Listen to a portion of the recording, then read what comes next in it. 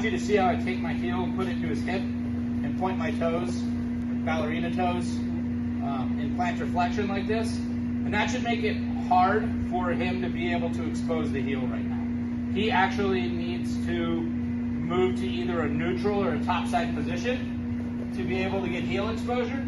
And then he's going to move back down to a low side position, and then he can get his break. And then I'm going to look to heel slip, and we're there. So, pointing my toes, thumb up grip, thumb up grip. Move your body a little bit to help make some room, and you can even turn if you don't have good hip mobility. This will work better if you don't give him a lot of space. If I have to give this much space, he might step on my chest and extend me or move to outside Ashi, which can be a problem. So the thumb up grip is important. Let's demonstrate that again. So why the thumb up grip? You will see people try to strip this like this and just be strong.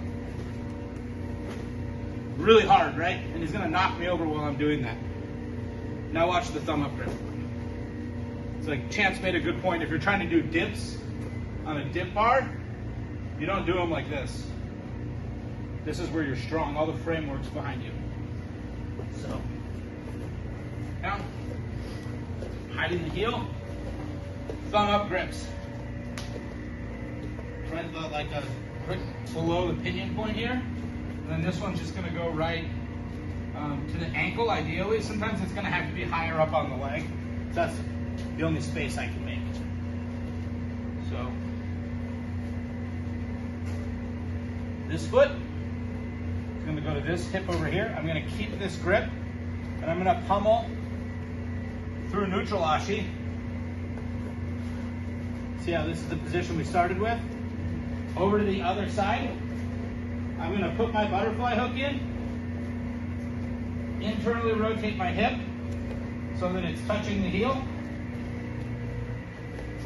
And now I should be in the same position that we just started in. So I just pummeled from a position where he was ahead, and where he had me compromised, into a position where now I'm ahead.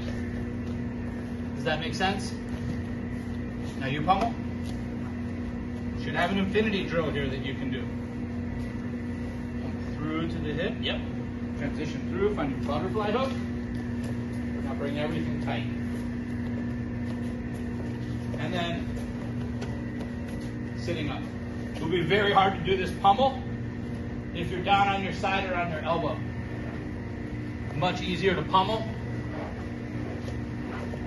And then whenever I get a new leg lock position, I'm going to take my outside hand here, grab the top of his knee or thigh like a saddle horn, and bring everything tight. I'm going to bring my glutes close to his glutes and take up all the space so he can't just rip his leg out. I need to tighten the position back up. And now he pummels.